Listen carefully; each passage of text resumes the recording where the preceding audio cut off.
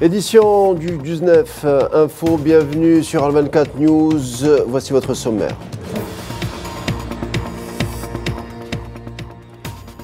Au sommaire ce soir, situation en Cisjordanie occupée où les assauts et les raids sionistes se poursuivent. 2 adolescents sont tombés en martyrs sous les balles des forces d'occupation au sud-ouest du Jenin.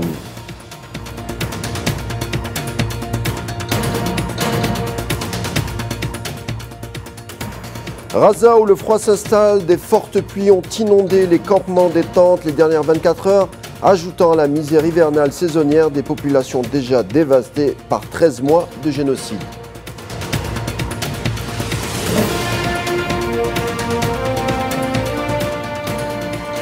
Et après l'émission des mandats d'arrêt par la CPI contre 2 responsables de l'entité sioniste pour crimes de guerre et crimes contre l'humanité commis à Raza, le président de la République, Abdelmadjid Tebboune, a soutenu que l'appel de l'Algérie a été entendu aujourd'hui par des hommes intègres à travers le monde pour qu'il soit mis fin à l'impunité de ceux qui tuent le peuple palestinien.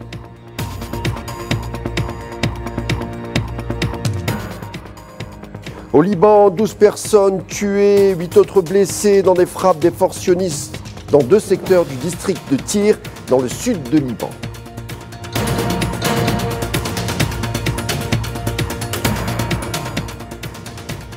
Situation alarmante au Soudan, selon le PAM, 4,7 millions d'enfants de moins de 5 ans ainsi que des femmes enceintes et allaitantes souffrent de malnutrition aiguë.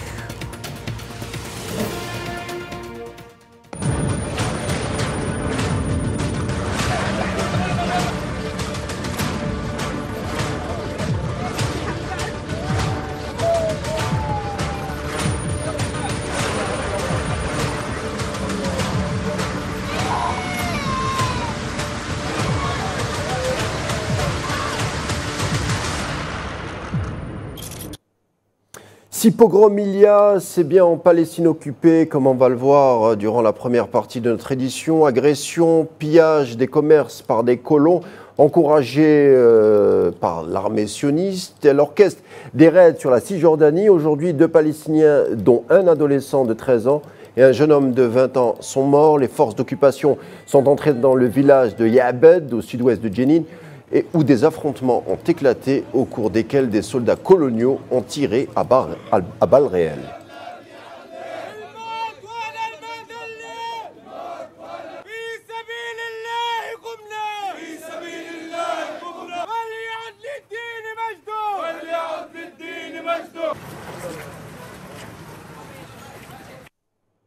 Justement, ces 2 victimes tuées par balle hier soir dans la ville de Ya'abed, au sud-ouest de Jenin, ont été inhumées dans la douleur. On regarde d'ailleurs les images ensemble. Un enfant et un jeune homme ont été tués par les forces d'occupation sionistes ce dimanche soir dans la ville de Ya'abed, au sud-ouest de Jenin.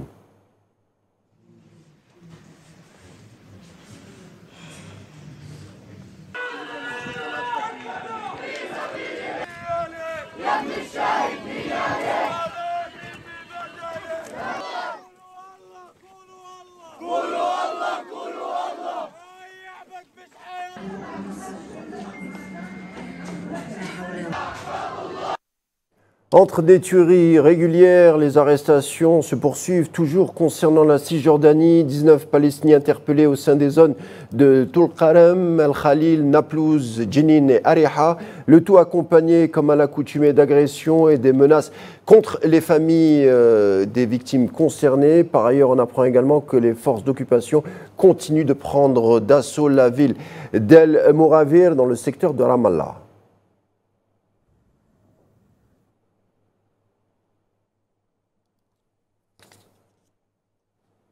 Les opérations d'interpellation s'élargissent également dans l'est d'Al-Khalil et plus exactement à Sahir et Beit Omar. En tout, ce sont 6 autres Palestiniens écroués par la soldatesque coloniale. Les domiciles de certains d'entre eux ont été perquisitionnés.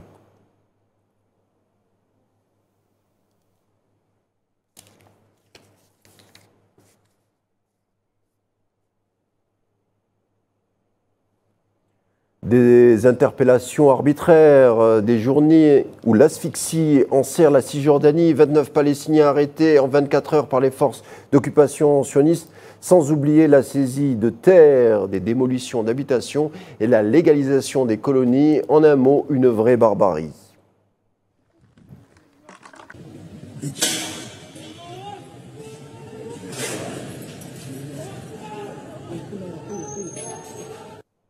Démolition, on en parle encore, cette fois ça concerne des structures agricoles près du village de Deir Dibouane, situé à l'est de Ramallah. A signalé aussi que cette zone est ciblée pour le deuxième jour consécutif, notamment le secteur d'El Moravir, qui subit à l'heure où nous parlons l'assaut de l'occupant sioniste.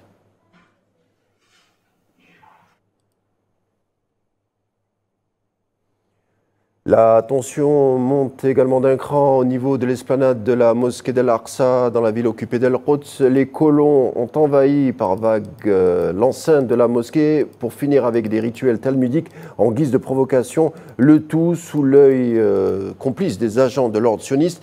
Ces actes, bien entendu, répondent à une volonté de judaïser la ville d'Al-Quds pour ensuite tenter de rendre réalité le fameux mythe du troisième temple.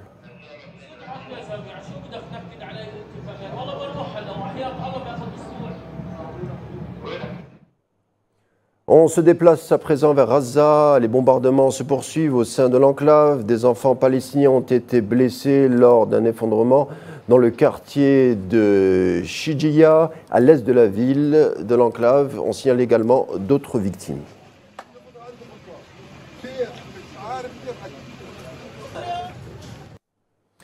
Ce sont 2 massacres en tout à Gaza contre des familles entières, entraînant la mort de 24 civils et la blessure de 71 autres. En tout, depuis une année, ce sont 44 235 morts, dont la majorité sont des femmes et des enfants, et quelques 104 638 blessés, sans parler de milliers de victimes coincées sous les décombres ou éparpillées sur les routes en raison des attaques sionistes qui continuent, sans parler de la qualité massive des débris et de la pénurie de carburant et d'équipements lourds.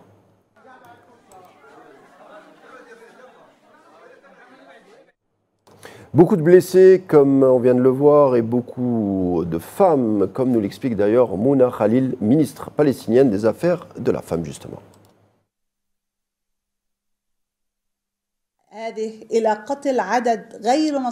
Israël a tué un nombre sans précédent de femmes tout en causant des blessures aux conséquences irréversibles. 2 centaines de milliers d'entre elles. La santé reproductive, sexuelle et psychologique s'est détériorée. La charge des soins s'est accrue et les femmes sont devenues plus isolées de la société. Nous reconnaissons le rôle de vos pays en tant que haute partie contractante aux conventions de Genève dans la mise en cause de la responsabilité des auteurs de ces crimes, dans la lutte contre l'impunité et dans le soutien à la mise en œuvre des mandat d'arrêt émis par la Cour pénale internationale à l'encontre des auteurs de crimes de guerre.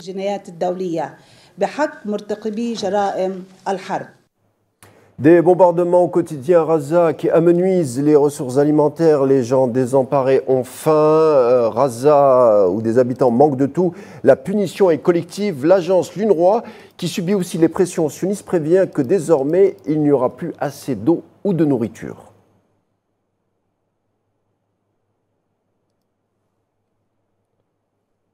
La bande de Gaza ravagée par plus d'1 an de génocide, les Palestiniens font face à un quotidien apocalyptique.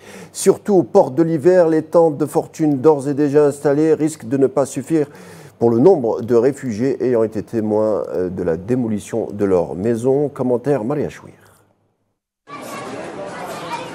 Imaginez dormir sur un sol glacial, sans couverture ni nourriture qui vous réchauffe le corps en cette saison qui s'annonce rude à Gaza. C'est le cas de 80% des déplacés palestiniens qui survivent dans des zones bombardées, incendiées, où l'air est pollué. La pluie hivernale est venue accentuer la misère qu'endure une population déjà dévastée par 13 mois de génocide. 13 mois de génocide qui ont suffi pour transformer Gaza en un champ de ruines. Au cœur de Gaza, cette mère palestinienne de 6 enfants se démène pour faire marcher son mini-business. Dans le noir et sous la pluie, elle continue de cuire ses petits pains pour pouvoir les vendre et acheter de quoi nourrir ses enfants. Nous avons peur, nous ne savons pas si nous allons vivre ou mourir. Je n'arrive pas à trouver une couverture. Ma source de revenus s'est noyée sous la pluie hier. J'avais peur de mourir, maintenant je m'inquiète de la pluie. Les tentes qui abritent des milliers de familles déplacées sont complètement inondées. Les matelas et produits de première nécessité ont été détruits. Les familles qui ont déjà perdu leur maison en raison des bombardements sionistes toujours en cours doivent maintenant faire face à une difficulté supplémentaire, voir leurs abris de fortune partir en vrille emportés par les pluies hivernales. Nous ne savons pas où aller, nous n'avons pas d'argent pour acheter des tentes. Si nous avions de l'argent, nous n'aurions pas demandé de l'aide. Nous n'avons même pas d'argent pour acheter une voiture dans laquelle déplacer nos affaires. Personne ne fait rien pour nous. Depuis hier soir, toute la place est submergée. La population s'apprête à passer un second hiver en plein génocide. La baisse des températures, qui n'a pas encore atteint son plus bas niveau, menace d'aggraver encore plus la situation humanitaire dans l'enclave. Les averses de la nuit dernière ont noyé les abris en plastique et en tissu. Tout près de la plage de Khan Younes, certaines tentes ont été emportées par les hautes vagues. L'eau de mer arrivait jusqu'aux tentes où nous dormions. Où allons-nous maintenant? Entrez et filmez à l'intérieur. Entrez et regardez l'eau. Regardez comme l'eau est entrée à l'intérieur. Nous avons un bébé. Il est né il y a 8 jours. Regardez nos couvertures. Elles sont toutes trempées. À Gaza, ils sont plus de 2 millions de déplacés à avoir fui leur maison sans rien emporter avec eux. Rien d'autre que les vêtements qu'ils portaient sur le dos. Et maintenant, à l'approche de l'hiver, les déplacés de Gaza sont démunis de tout. Ils tentent de survivre malgré les atrocités. Et au sujet du mandat d'arrêt émis par la CPI contre les deux responsables sionistes, pour le président de la République, Abdelmadjid Tebboune, l'appel de l'Algérie a été entendu par des hommes intègres à travers le monde. On l'écoute justement.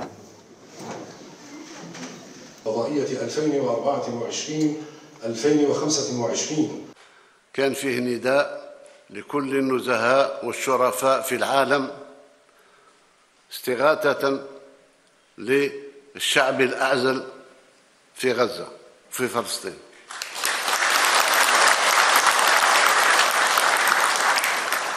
فلسطين التي يذبح أبنائها في مجازر. الحمد لله سمع النداء وكانت وقفة الشرفاء عبر القارات الخمس في العالم وأحيل المجرمون أمام القضاء الدولي.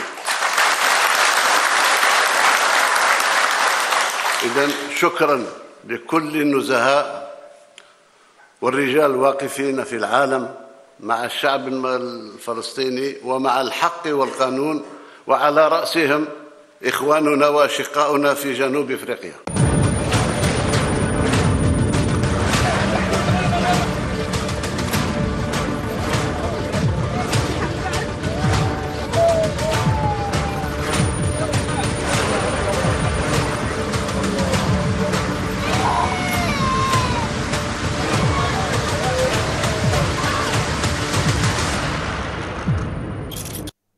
On poursuit notre plongée dans la tragédie palestinienne, mais en discussion avec notre invité du jour. À tout de suite.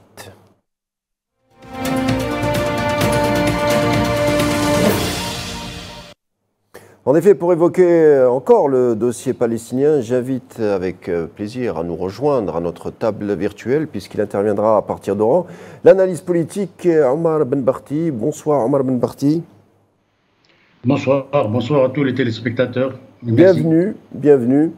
Alors Omar Benbarti, comme on l'a vu, des raids sionistes ont ciblé encore une fois la Cisjordanie occupée, raids qui ont fait plusieurs martyrs. Pourtant, ce n'est pas le Hamas qui administre cette zone, mais l'autorité palestinienne. On le voit donc, la stratégie d'envahissement de la Palestine prend de plus en plus forme.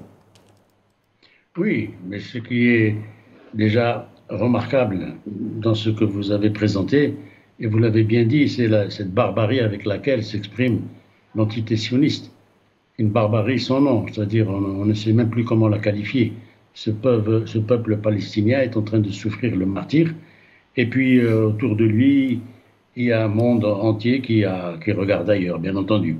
Toujours est-il que la résistance ne faiblit pas.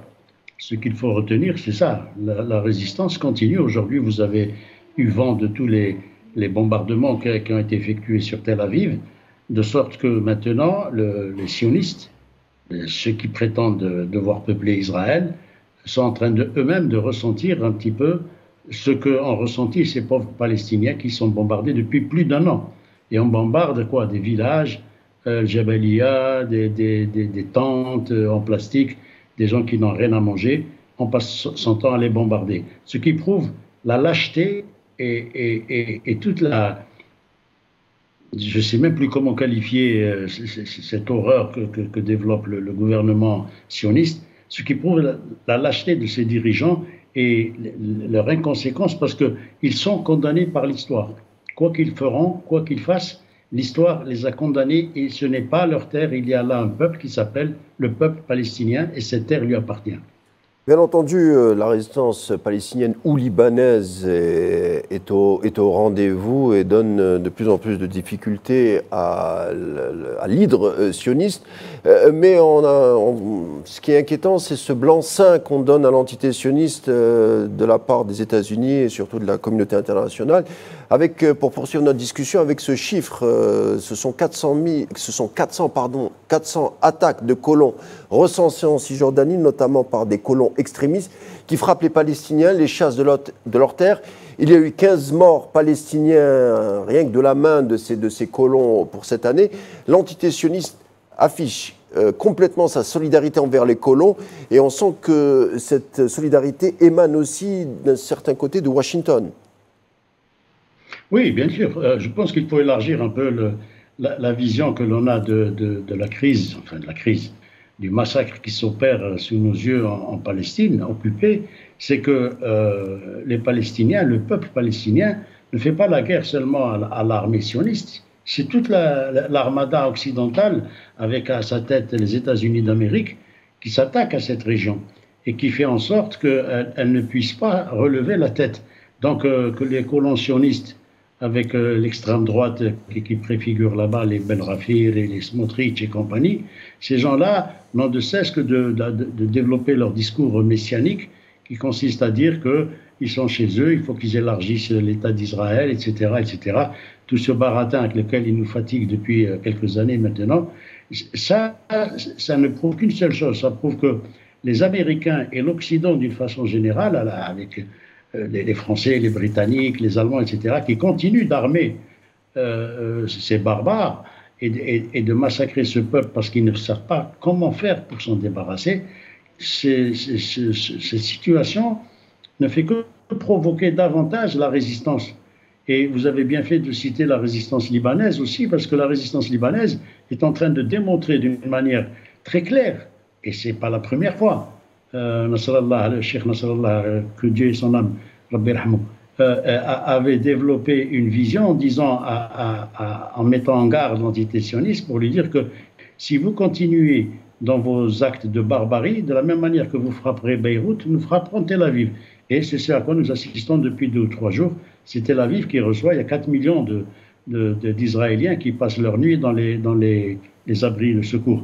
Donc, ces gens-là ont du mal avec le fait qu'ils sont soutenus par une idéologie, et nous avons des relais de cette idéologie. Il y en a en France, il y en a même ici chez nous. Nous en avons quelques-uns, et vous savez de qui je parle, qui développent une vision parallèle à celle des sionistes en considérant qu'ils sont dans leurs droits. Donc, dès lors que vous avez un pays comme l'Amérique qui a prétendu pendant des siècles, du moins pendant 2 siècles, être le porte-parole de la liberté, de la démocratie, des droits de l'homme, enfin, tout le baratin occidental auquel nous sommes maintenant habitués, dès lors que vous avez un pays comme celui-ci qui développe une vision d'intérêt importante pour la région et son agent qui n'est autre que l'État d'Israël n'est qu'un porte-avions en plus supplémentaire, qui est un porte-avions terrestre avec lequel ils essaient de maintenir leurs intérêts. Je vous cite le nombre de bases qu'il y a dans cette région du monde arabe, au Qatar, en Arabie Saoudite, en Jordanie, etc. Et ces bases-là ne sont pas faites pour faire plaisir seulement aux Juifs.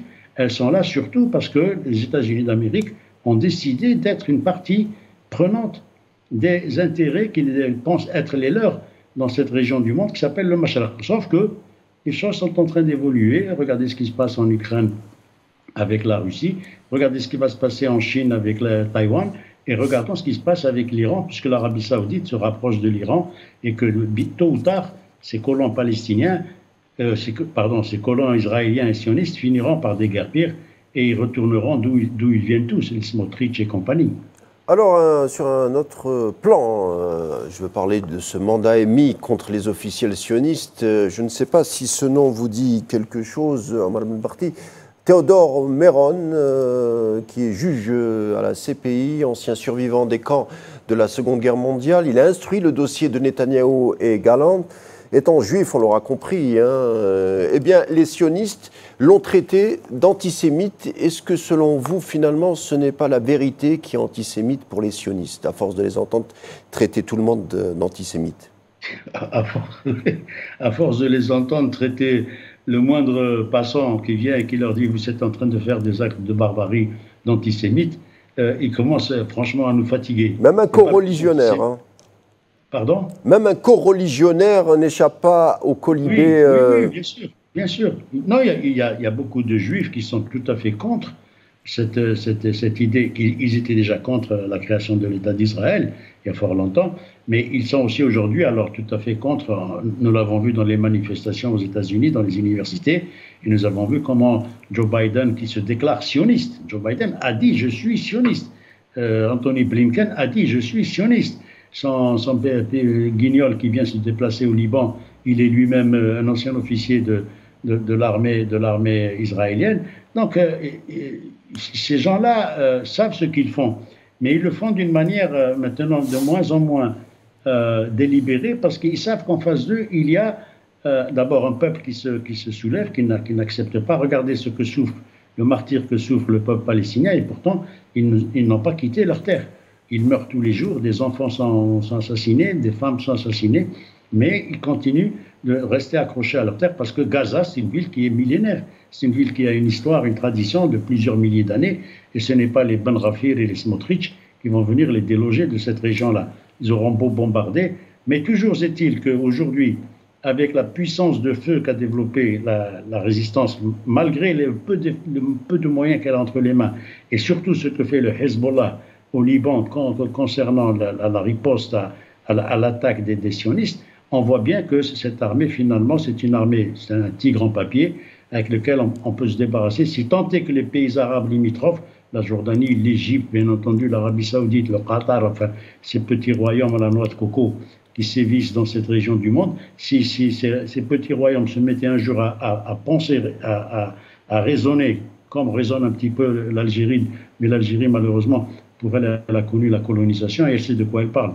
Donc, ces petits royaumes qui ont été créés dans les années 70, s'ils pouvaient un petit peu réaliser qu'ils n'ont pas d'avenir avec l'existence de cette entité sioniste, et c'est surtout pas Benjamin Netanyahou qui est traduit, qui fait l'objet d'un mandat d'arrêt, lui et son ministre de la Défense, ils font l'objet ils n'ont pas le droit de se déplacer dans plus de 123 pays dans le monde. Dès qu'ils fouleront le pied dans un des pays qui a reconnu la CPI, ils seront arrêtés immédiatement. Donc ce sont des criminels de guerre, ça c'est clair, au même titre que l'était ce que l'on a traité de nazis. Mais maintenant, on se pose de véritables questions, et tout le baratin qu'ils développent sur un corps religionnaire, comme vous dites, qui est un juif qui a subi les camps nazis, et qui est un rescapé d'Auschwitz, qui commence à venir leur dire « vous êtes dans l'erreur ». Mais il n'est pas le seul, beaucoup d'autres l'ont dit avant lui. Il n'est pas le seul parce que ces gens-là sont des extrémistes de droite qui ne fonctionnent qu'avec la vision extrémiste. Ils veulent, et la preuve, ils veulent même détruire la mosquée de l'Aqsa.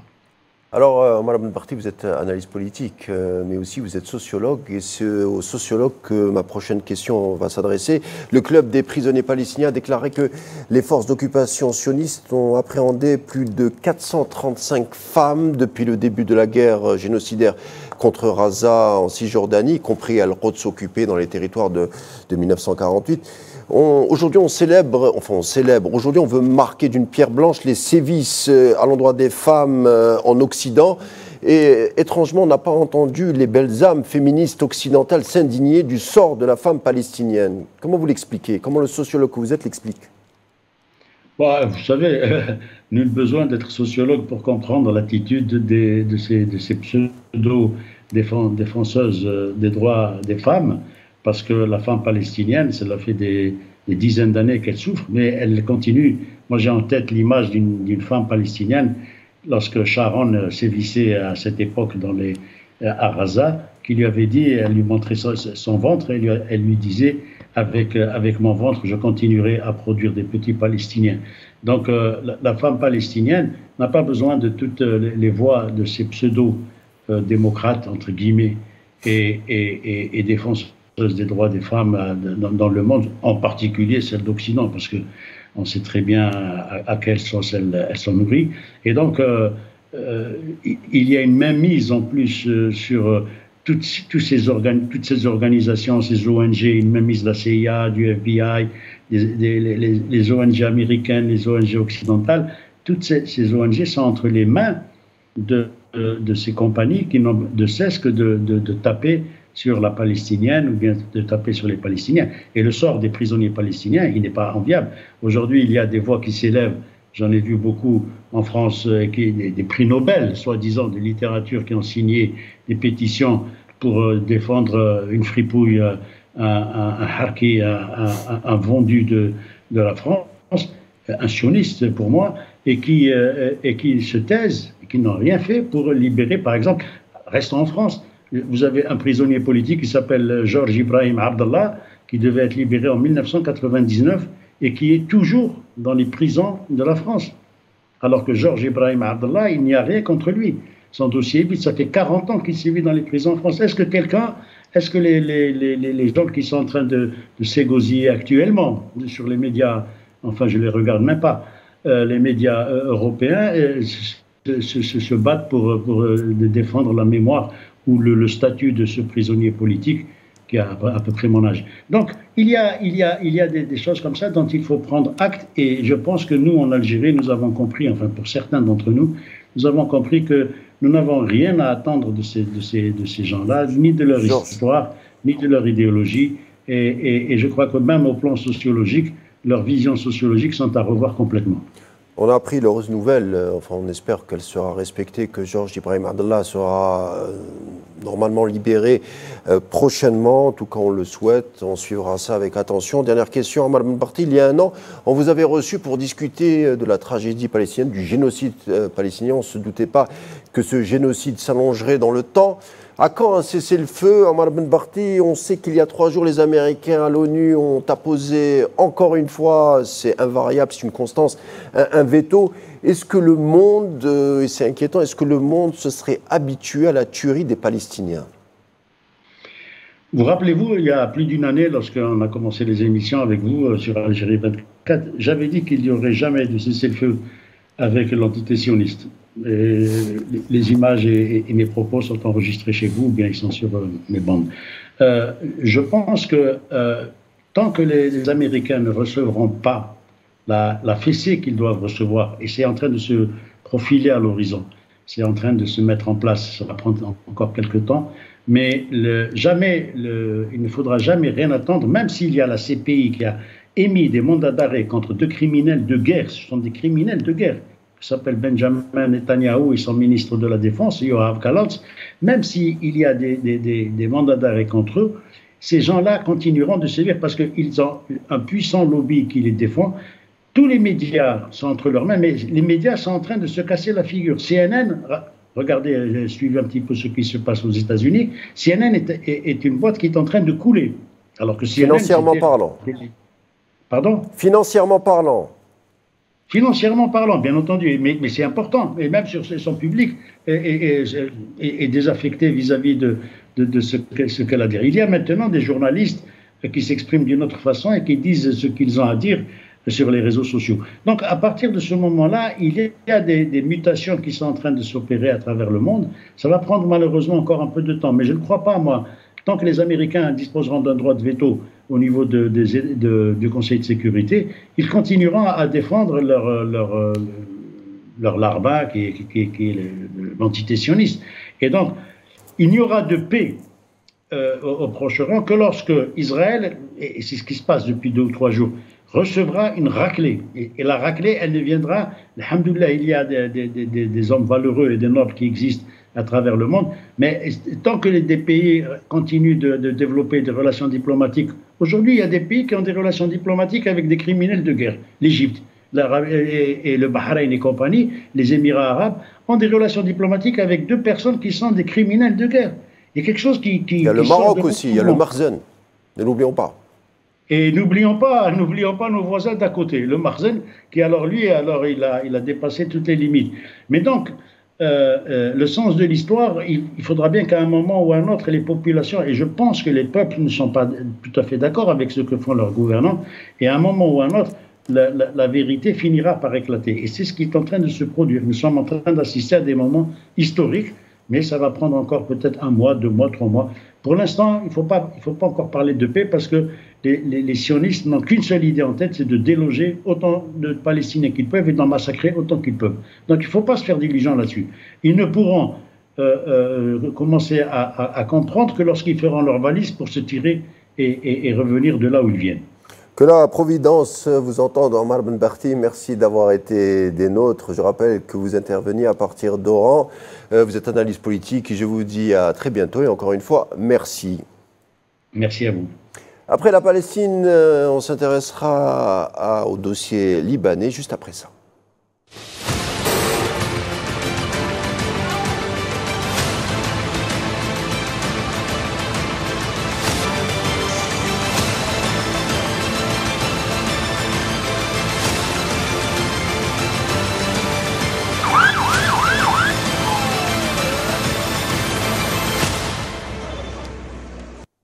Agression sur le Liban, au moins 12 morts dans des frappes sionistes sur Beyrouth et les cités historiques de Tyr et de Baalbek. Des bombardements qui touchent des civils notamment et pas beaucoup de cibles militaires. Bilan des bombardements, 12 morts au moins.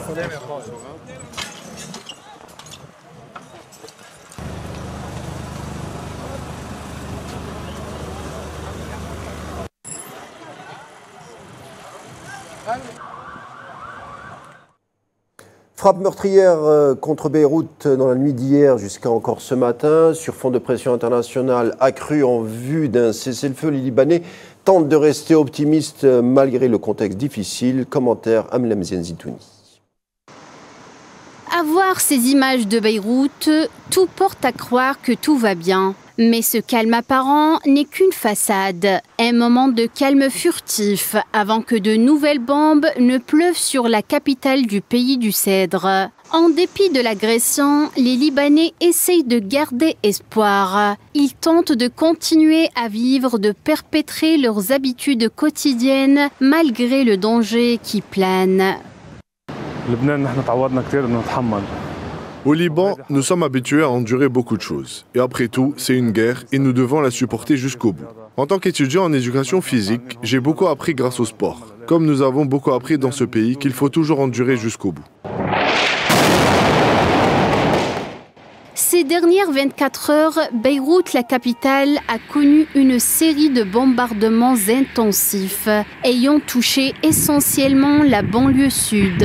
Les images parlent d'elles-mêmes. Le niveau de destruction reflète la barbarie sioniste et ses objectifs criminels. Les Beyrouthans ne croient plus aux négociations avec l'ennemi sioniste. Tout ce qu'ils souhaitent, c'est d'en finir avec la violence une bonne fois pour toutes. Si Dieu le veut, il n'y aura pas de négociation, mais une victoire pour nous, pour la résistance au Liban. Je ne suis pas tellement impliqué dans ces négociations et cette politique. Je n'y connais pas grand-chose, pour être honnête, mais si Dieu le veut, rien ne sortira des négociations qui ne soient pas à l'avantage de la résistance. Après avoir détruit Gaza, la machine de guerre sioniste tente maintenant d'annihiler le Liban. Le cauchemar continue pour les Libanais, mais ces derniers gardent toujours espoir et espèrent un cessez-le-feu permanent. La FINUL, la force intérimaire des Nations Unies au Liban, a exprimé sa profonde préoccupation face aux nombreuses frappes contre l'armée libanaise sur le territoire libanais, malgré sa non-implication déclarée dans les hostilités en cours au Liban, une inquiétude que ne cache pas d'ailleurs Abdallah Bouhabib, le ministre des Affaires étrangères, qu'on écoute tout de suite. In that regard, Lebanon strongly condemns. Le Liban condamne fermement toute attaque contre la FINUL et appelle toutes les parties à respecter la sécurité des troupes et de leurs locaux. En outre, le Liban condamne l'attaque contre le contingent italien et déplore ces hostilités injustifiées.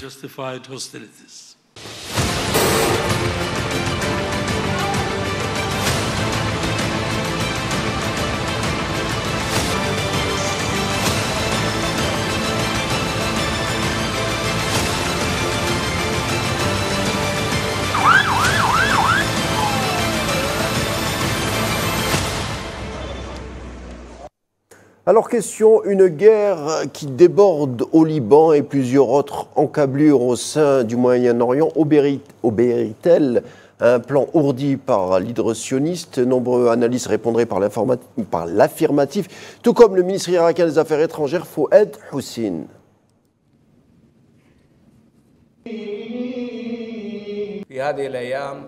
Ces jours-ci, il y a des guerres et des agressions dans la région. Il y a une agression contre le peuple palestinien, une agression contre le peuple libanais. Et il y a un plan pour étendre cette agression et étendre la guerre vers d'autres pays.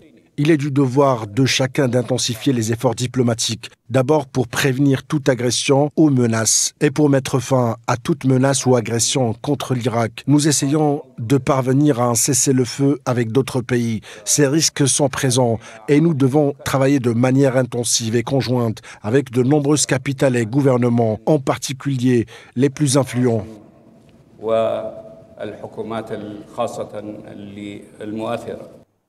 Un plan sioniste d'englober dans la guerre tout le Mashraq, avec sa tragédie et son lot de morts, est une intention un peu plus claire.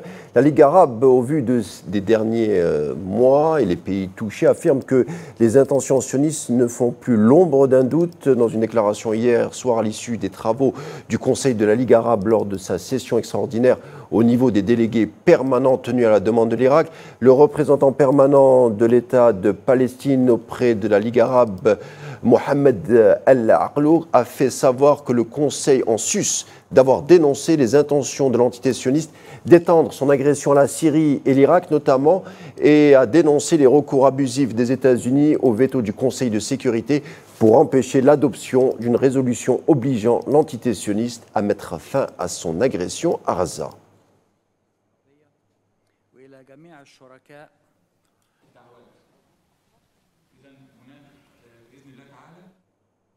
Revenons au sujet du mandat d'arrêt lancé par la Cour pénale internationale contre le Premier ministre sioniste, jugé insuffisant. Dixit, le guide suprême iranien Ali Khamenei, jugeant que Benyamin Netanyahou mériterait une condamnation à mort. Ce qu'ils ont fait n'est pas une victoire, mais un crime de guerre. Ils ont émis un mandat d'arrêt à son encontre. Mais ce n'est pas suffisant. La condamnation à mort de Netanyahou doit être prononcée. Une condamnation à mort doit être prononcée pour ces dirigeants criminels.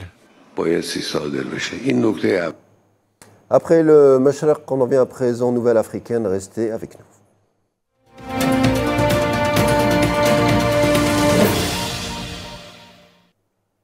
En Algérie, le parachèvement d'un système judiciaire républicain fort consacrant le droit pour tout un chacun est désormais chose faite. Déclaration signée le président de la République, Abdelmadjid Tebboune, qu'on écoute tout de suite.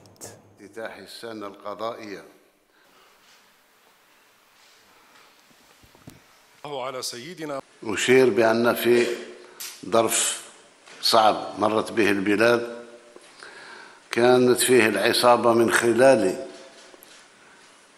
أبواقها في الداخل وفي الخارج تسمم الأوضاع تأثيرا على المسيرين النزهاء في هذه البلاد. وصل بهم الحد إلى القول لو تمضي أي وثيقة ستجد نفسك في الحراش. وكان صعب إقناع المسيرين بأن لهم الحماية المطلقة من طرف الدولة ومن طرف العدالة، شرط أن يكونوا نزهاء، ونحن نعرفهم أنهم أغلبية ساحقة نزهاء. ولذا كنت خذيت قرار ومنشور رئاسي لربما ماهوش تجني على قانون العقوبات، ولكن لتفسير بعض الأوضاع أن الموظف والمسير له الحق في الغلطة مثل ما نقولوا الإدارية وسوء تقدير. Un mot de diplomatie, le président de l'Assemblée populaire nationale, Ibrahim Bourali, a accueilli une délégation de la Commission de la sécurité nationale et de la politique étrangère du Parlement islamique iranien, conduite par son président Ibrahim Azizi. Bourali a encouragé la coopération dans le domaine des entreprises émergentes, tout en exprimant un vif intérêt pour l'expérience iranienne riche en diversité et en innovation dans ce secteur en plein essor. Dans ce contexte, Bourali a fermement dénoncé les actes de violence barbares perpétrés par l'entité sioniste à Gaza, ainsi que son expansion vers d'autres villes, mais aussi vers le Liban, soulignant le rôle central de l'Algérie dans la défense des droits du peuple palestinien et l'appel à la fin des souffrances dans cette région. De son côté, le président de la Commission de la sécurité nationale et de la politique étrangère iranienne, Ibrahim Azizi, a salué les positions fermes de l'Algérie concernant la défense des droits du peuple palestinien. On s'arrête également sur cette réunion qui a eu lieu à Mans, au Mans, en France, une ville en France, au Mans, à l'initiative de l'Association des Amis de la République sahraoui et de l'Association France-Palestine sous le thème « Les peuples ont-ils des droits ?» Un colloque sahraoui et palestinien à la lumière des victoires juridiques remportées par les deux questions, notamment au niveau de la Cour internationale de justice, de la Cour pénale internationale et de l'Union européenne. Le colloque a réuni un large public de militants solidaires et de chercheurs intéressés par la lutte des peuples palestiniens et sahraouis, s'est déroulé en présence d'Oubi Bouchraya Béchir, représentant du Front du Polisario en Suisse et auprès des Nations Unies et des organisations internationales à Genève, Emmanuel Dever ainsi que plusieurs membres du Polisario devant la Cour européenne, ainsi que des représentants adjoints du Front du Polisario en France, Sidi Ahmed Daha.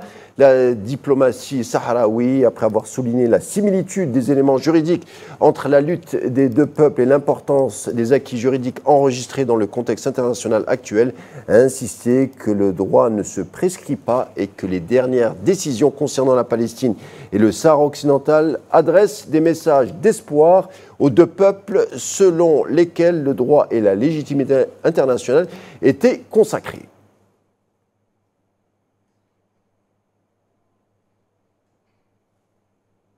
Au Soudan, plus d'1,5 million de personnes sont au bord de la famine. C'est la plus grande crise humanitaire de la planète.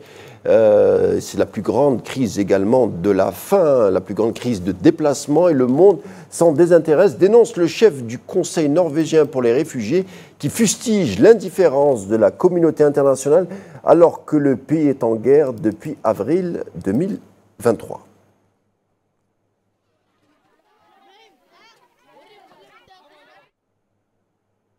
Namibie est au seuil d'un chapitre historique, peut-être si elle remporte l'élection présidentielle mercredi. Nutombo Nandine Detwa, la vice-présidente de la Namibie, pourrait devenir la première femme présidente du pays. Au moins 1,4 million de personnes, soit environ la moitié de la population, se sont inscrites sur les listes électorales. 15 partis politiques sont en lice pour la présidence et les sièges à l'Assemblée nationale.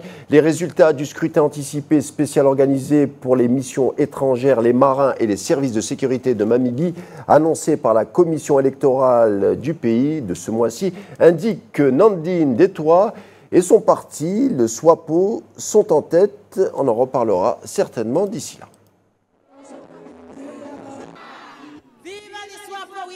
I strongly feel proud and tall Je me sens fière en tant que dirigeante et vice-présidente de la SWAPO et votre candidate à la présidence, parce que nous sommes arrivés au point où nous pouvons regarder en arrière et fiers du lent chemin parcouru au cours des dernières semaines. Le thème de notre manifestation, l'unité dans la diversité, la valorisation des ressources naturelles et l'autonomisation des jeunes pour un développement durable est celui qui nous guide. J'ai fait partie intégrante de ce gouvernement et je dois dire que je m'attribuerai les mérites de ce que nous avons fait de bien. En même temps, j'assumerai la responsabilité de ce qui ne s'est pas passé comme nous le souhaitions. En bref, Somalie, au moins 24 morts dans un chavirement de bateaux larges des côtes de Madagascar dans l'océan Indien. La plupart des passagers étaient des jeunes Somaliens dont la destination reste incertaine. Chaque année, de nombreux jeunes Somaliens s'embarquent pour des voyages dangereux à la recherche de meilleures opportunités à l'étranger. Une délégation d'ailleurs dirigée par l'ambassadeur de Somalie en Éthiopie doit se rendre à Madagascar lundi pour enquêter sur l'incident en question et coordonner les efforts visant à aider les survivants.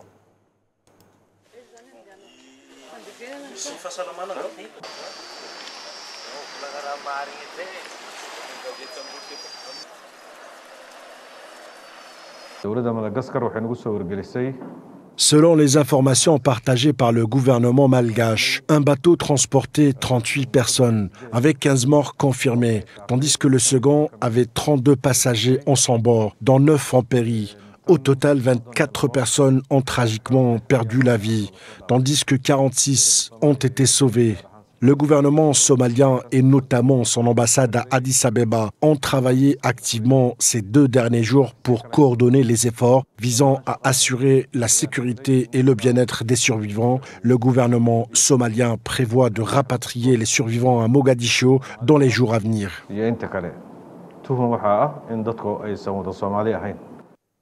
Au Malawi, la crise du carburant prend de l'ampleur. Des foules se rassemblent dans les rues de la capitale du pays, Lilongwe, pour exprimer leur frustration à l'égard du gouvernement dans un contexte de crise du carburant. Une crise liée au manque de devises incitant les autorités à instaurer un rationnement, suscitant des craintes quant à la sécurité alimentaire et à la stabilité des secteurs agricoles et économiques.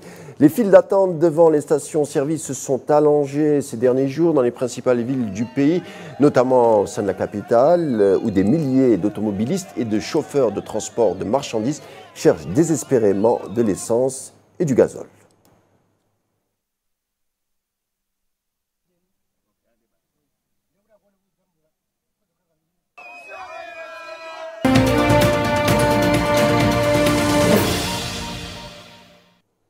Dans le reste de l'actualité, au chapitre du conflit ukrainien, Kiev dit avoir frappé un dépôt de carburant en Russie. La cible de l'attaque était le dépôt de pétrole avec une attaque qui a été faite à l'aide de drones kamikazes dans la région russe de Kaluga, d'après une source au sein du renseignement militaire ukrainien.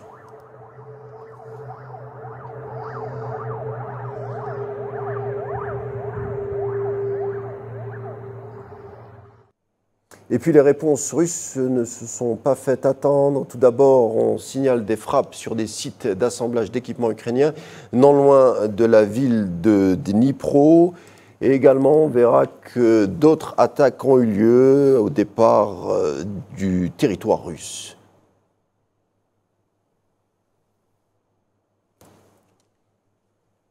C'est aussi une guerre des missiles. La Russie a affirmé avoir abattu 8 missiles balistiques venant d'Ukraine, sans préciser de quels projectiles il s'agissait, ainsi que des bombes aériennes de fabrication américaine. Des tirs qui interviennent en pleine escalade du conflit, Moscou menaçant de frapper et de répondre avec des moyens plus importants si les armes adverses sont utilisées davantage contre le territoire russe.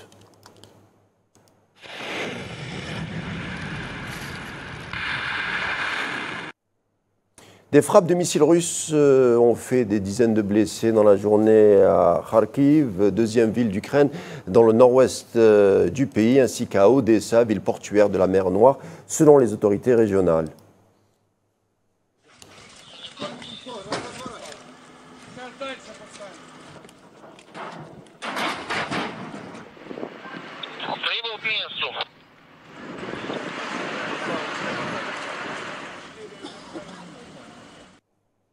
Et qu'en est-il de la paix au sein de par rapport à ce conflit ukraino-russe? Le Kremlin affirme que le cercle Trump négocie la paix, contrairement à l'administration Biden. Le mot paix ou plan de paix viennent des partisans de Trump et de ceux qui sont nommés à de futurs postes dans la prochaine administration. On n'entend pas de tels mots de la part de l'administration actuelle, alors que ces actions provocatrices et croissantes se poursuivent. C'est la réalité à laquelle nous sommes confrontés. Vous savez que le président Poutine a déclaré à plusieurs reprises qu'il était prêt pour un processus de paix et des négociations. Présidentielle en Roumanie, Călin Georgescu arrive en tête à la surprise générale, et ce devant le Premier ministre pro-européen Marcel Ciolacu au premier tour de l'élection présidentielle. C'était donc dimanche, aujourd'hui, d'abord donné largement en tête par les sondages de sortie des urnes. Ce dernier a même été relégué à la 3e place après plus de 99% des bulletins dépouillés. Călin Georgescu, 62 ans, opposé à l'aide à l'Ukraine voisine et pourfendeur de l'OTAN, a recueilli 22,95% des suffrages exprimés devant Elena Lasconi, 52 ans, maire centre-droit d'une petite ville qui a récolté 19,17% lors du scrutin organisé dimanche, donc hier.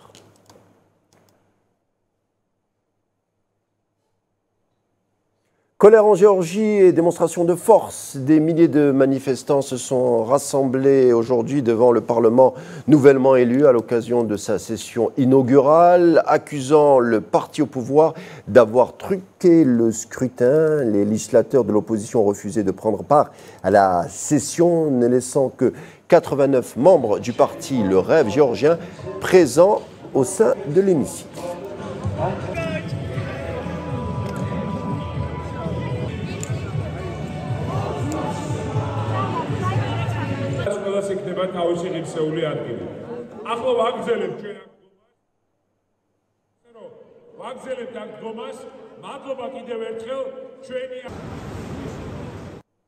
Voilà ce qui conclura notre édition du jour. Merci de l'avoir suivi. Tout de suite le bulletin météo. Quant à moi, je vous dis à samedi.